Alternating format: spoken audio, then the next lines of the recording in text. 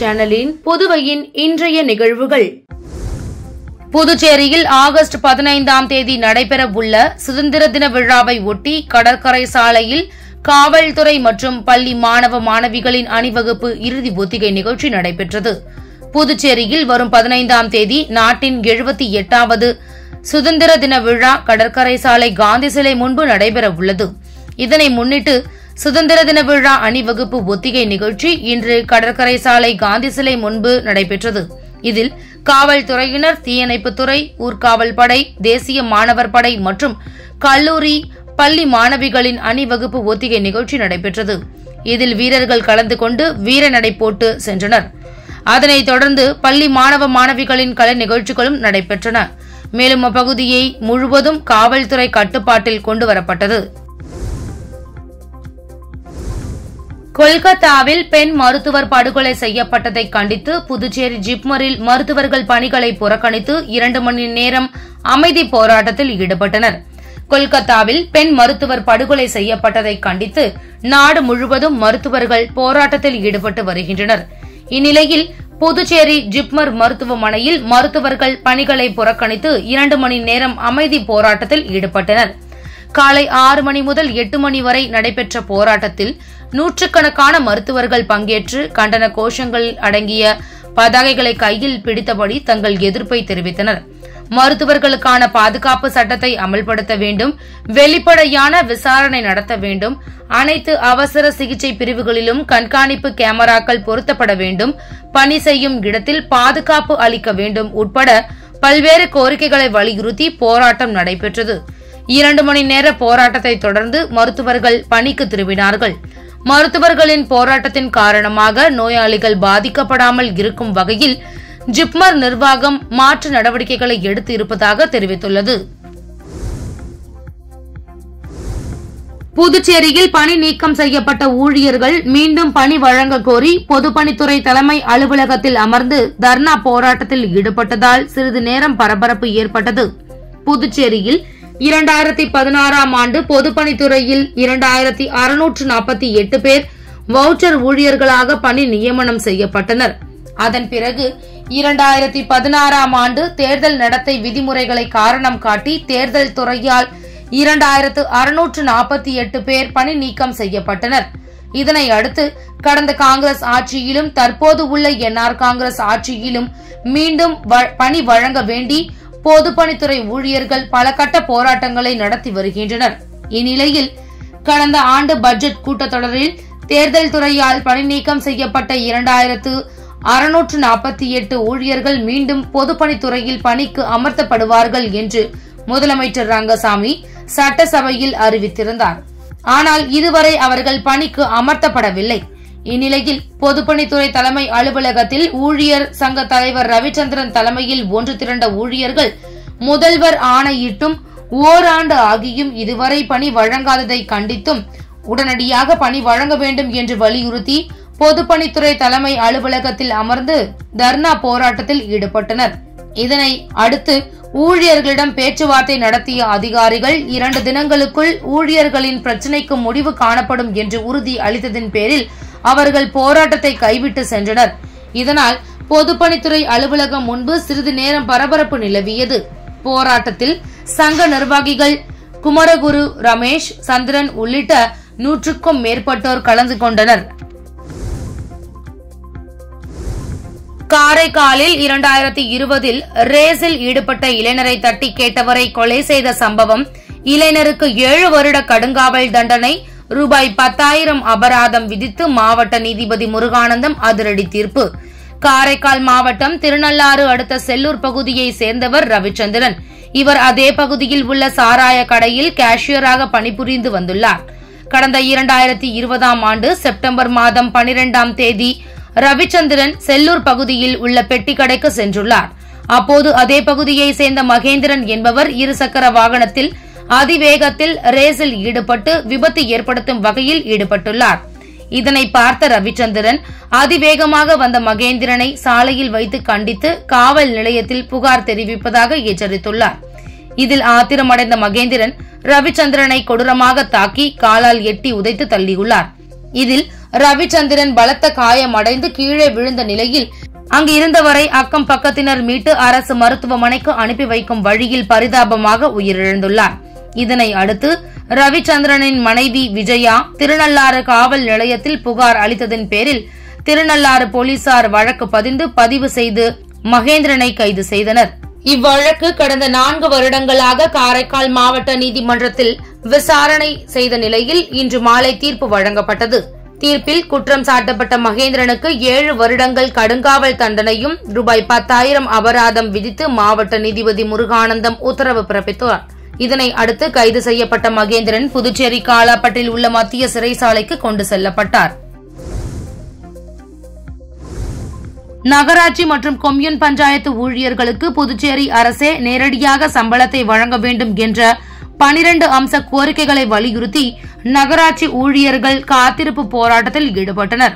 நகராட்சி மற்றும் கொம்யூன் பஞ்சாயத்து ஊழியர்களுக்கு சம்பளம் மற்றும் பென்ஷன்களை புதுச்சேரி அரசே நேரடியாக வழங்கிட வேண்டும்.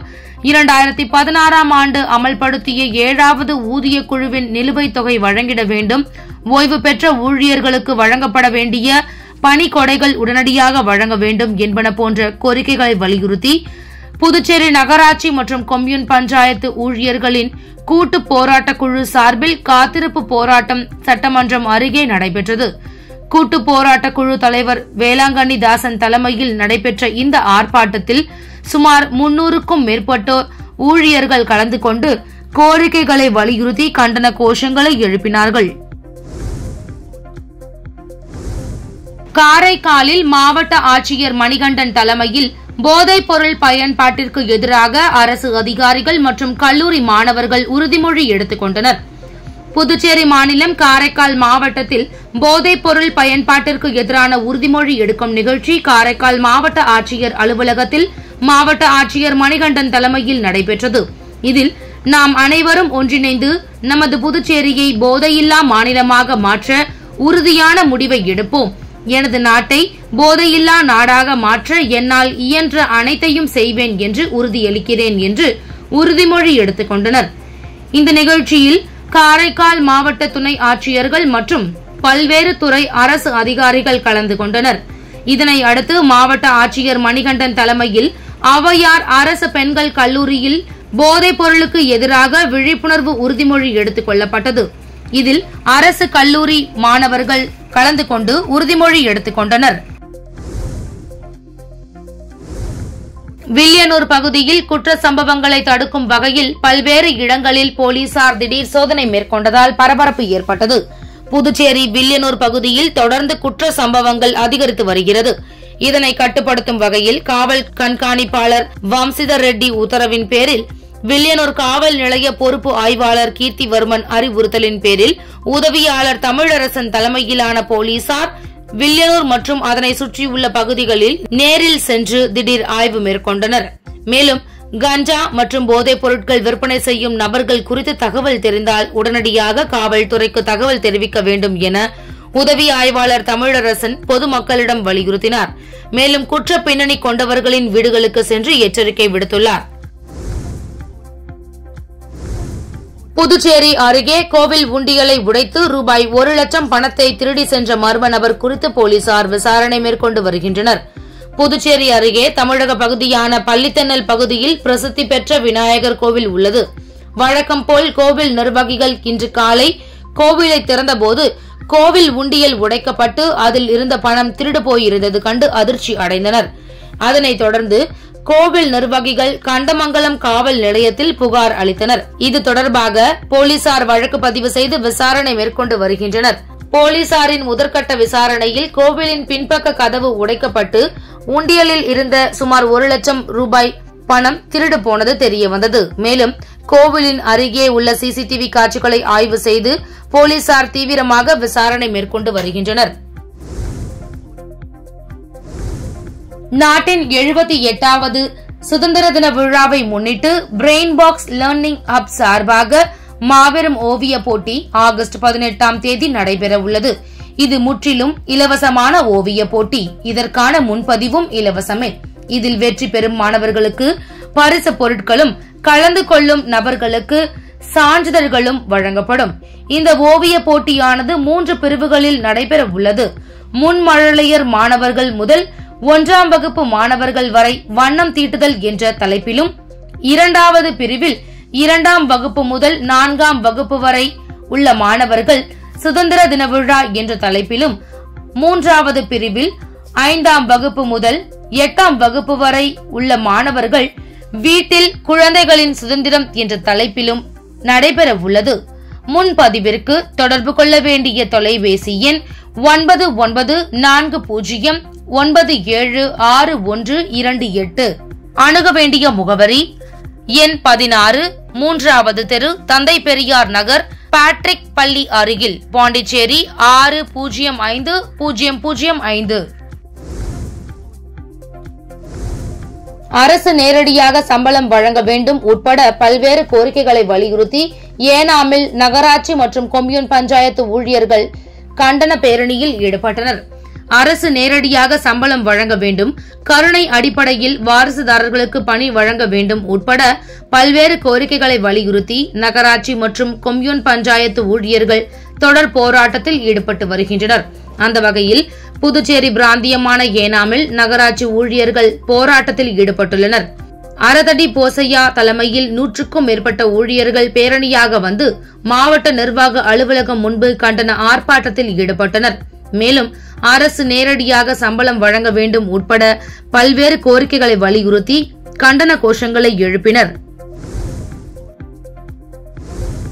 புதுச்சேரி ஸ்ரீ மணக்குள விநாயகர் திருக்கோவிலின் 64வது பிரம்மோற்சவ விழாவை ஒட்டி வெள்ளி அதிகார நந்தி வாகனத்தில் எழுந்தருளிய விநாயகரை பக்தர்கள் வழிபட்டு சென்றனர். புதுச்சேரி மணக்குள விநாயகர் கோவிலில் பிரம்மோற்சவ விழா ஆண்டுதோறும் வெகு விமர்சையாக கொண்டாடப்பட்டு வருகிறது. அதன்படி 64வது ஆண்டு பிரம்மோற்சவ விழா கடந்த 9ஆம் தேதி விக்னேஸ்வர பூஜை கொடியேற்றத்துடன் துவங்கியது. தினம்தோறும் மணக்குள விநாயகர் பல்வேறு வாகனங்களில் எழுந்தருளி பக்தர்களுக்கு காட்சியளித்து வருகிறார். இதனையொட்டி இன்று சிறப்பு அலங்காரம் செய்யப்பட்ட விநாயகருக்கு பல்வேறு தீபாராதனைகள் காட்டப்பட்டு உட்புறப்பாடுடன் விநாயக பெருமான் வெள்ளி அதிகார நந்தி வாகனத்தில் வைக்கப்பட்டு பஞ்ச தீபாராதனை காட்டப்பட்டு திருவீதி உலா நடைபெற்றது. திருவீதி உலாவில் பக்தர்கள் பலரும் கலந்து கொண்டு விநாயக பெருமானை வழிபட்டு சென்றனர். காரைக்கால் அடுத்த திருநள்ளாறில் அமைந்துள்ள புகழ்பெற்ற ஸ்ரீ மகா மாரியம்மன் ஆலயத்தில் ஆடி கடை ஞாயிறை முன்னிட்டு நடைபெற்ற பூச்சொரிதல் உற்சவத்தில் ஏராளமான பக்தர்கள் சாமி தரிசனம். புதுச்சேரி யூனியன் பிரதேசம் காரைக்கால் அடுத்த திருநள்ளாறில் அமைந்துள்ள பிரசித்தி பெற்ற அருள்மிகு ஸ்ரீ தர்பாரண்யேஸ்வரர் தேவஸ்தானத்திற்கு உட்பட்ட ஸ்ரீ மகா மாரியம்மன் ஆலயத்தில் ஆடி கடை ஞாயிறை முன்னிட்டு அம்மனுக்கு பூச்சொரிதல் உற்சவம் நடைபெற்றது. 56வது ஆண்டு பூச்சொரிதல் நிகழ்ச்சியை முன்னிட்டு ஸ்ரீ மகாமாரியம்மனுக்கு சிறப்பு அபிஷேகம், மஞ்சள், பால், தயிர், சந்தனம் மற்றும் பஞ்சாமிர்தம் உள்ளிட்ட பல்வேறு திரவியங்களால் அபிஷேகம் நடைபெற்றது. அதனைத் தொடர்ந்து பூஜிக்கப்பட்ட புனித நீரால் அபிஷேகம் நடைபெற்றது. பின்னர் பல வண்ண மலர்களால் மாரியம்மனுக்கு அபிஷேகம் செய்யப்பட்டு மகா தீபாராதனை நடைபெற்றது. அம்மனுக்கு அபிஷேகம் செய்யப்பட்ட மலர்கள் பக்தர்களுக்கு பிரசாதமாக வழங்கப்பட்டது. நிகழ்ச்சியில் தர்மபுர ஆதீன கட்டளை விசாரணை ஸ்ரீல ஸ்ரீ கந்தசாமி தம்பிரான் சுவாமிகள் உள்ளிட்ட ஏராளமான பக்தர்கள் கலந்து கொண்டு சாமி தரிசனம் செய்தனர். தமிழ்நாட்டில் டீசல் விலை உயர்வு, தொழிலாளர்களின் ஊதிய உயர்வு ஆகியவற்றிற்கு இணையாக பேருந்து கட்டணங்கள் உயர்த்துவது குறித்து தனி ஆணையம் அமைக்க தமிழக அரசு முடிவு செய்திருப்பதாக தகவல் வெளியானது. இதற்கு பாமக தலைவர் அன்புமணி ராமதாஸ் கண்டனம் தெரிவித்து அந்த முடிவை கைவிட வேண்டும் என்று தெரிவித்து இருந்தார். இந்நிலையில் தமிழ்நாட்டில் பேருந்து கட்டணம் உயர்த்தப்படுவதாக வெளியாகும் செய்திக்கு அரசு போக்குவரத்து துறை மறுப்பு தெரிவித்துள்ளது. பேருந்து கட்டணங்களை உயர்த்துவது குறித்து தனி ஆணையம் அமைக்க அரசிடம் எந்த கருத்துருவும் இல்லை. பேருந்து கட்டணத்தை உயர்த்துவது குறித்த எண்ணம் தமிழ்நாடு அரசிடம் இல்லை.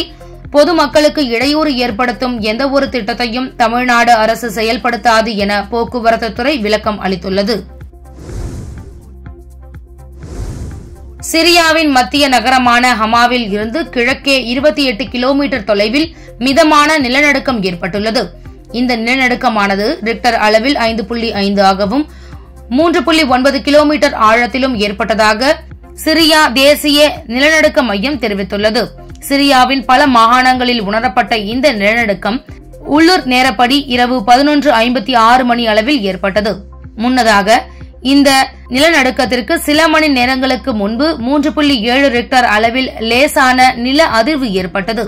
நிலநடுக்கத்தால் ஏற்பட்ட பாதிப்புகள் குறித்து தகவல்கள் ஏதும் வெளியாகவில்லை. எனினும் சக்தி வாய்ந்த நிலநடுக்கம் ஏற்படுவதற்கான முன்னோடியாக இது இருக்கலாம் என்று மக்கள் எச்சரிக்கையுடன் இருக்குமாறும் அறிவுறுத்தப்பட்டுள்ளது.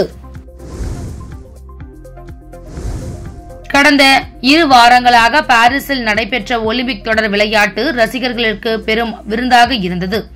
இந்த தொடரில் ஹாக்கி விளையாட்டில் இந்திய அணி வெண்கல பதக்கம் வென்றது. நெதர்லாந்து தங்க பதக்கத்தையும் ஜெர்மனி வெள்ளி பதக்கத்தையும் வென்றது. இந்நிலையில் ஹாக்கி அணிகளின் புதிய தரவரிசை பட்டியலை சர்வதேச ஹாக்கி கூட்டமைப்பு நேற்று வெளியிட்டது. இதில் ஒலிம்பிக்கில் வெண்கலம் வென்ற இந்தியா 2 புள்ளிகள் முன்னேறி 5வது இடத்தை பிடித்துள்ளது. ஒலிம்பிக்கில் தங்கம் வென்ற நெதர்லாந்து முதலிடத்திற்கு முன்னேறி உள்ளது. ஜெர்மனி 2வது இடத்திலும் இங்கிலாந்து 3வது இடத்திலும், ஒலிம்பிக்கிற்கு முன்னர் முதல் இடத்தில் இருந்த பெல்ஜியம் 4வது இடத்திற்கு சரிந்துள்ளது. இத்துடன் சக்தி சேனலின் புதுவையின் இன்றைய நிகழ்வுகள் முடிவடைகின்றன. வணக்கம்.